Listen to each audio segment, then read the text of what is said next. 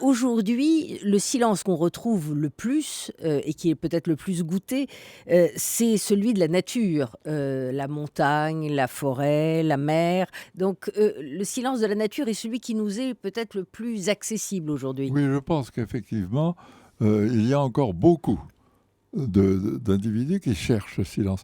Je pense à ces randonneurs, à ces marcheurs, qui traversent les sentiers de grande randonnée, etc. C'est véritablement le reflet, en quelque sorte, du siècle précédent. Cherche-t-il exactement la même chose que je n'en suis pas certain, parce qu'il cherche peut-être la déconnexion aussi, qui n'était pas connue au fond, telle que nous la connaissons au 19e.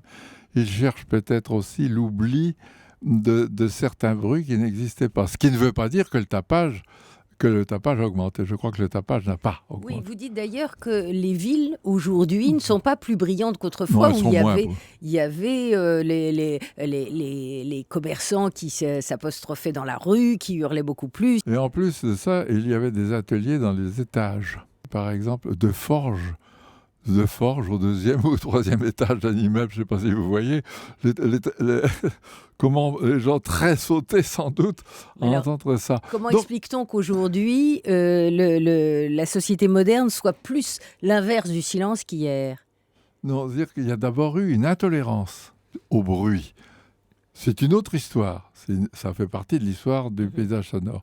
Mais à partir de 1860, je dirais les années 60, on commence à ne plus tolérer ces grands bruits auxquels je viens de faire allusion. Nadar, qui est bien connu, le photographe, Le photographe.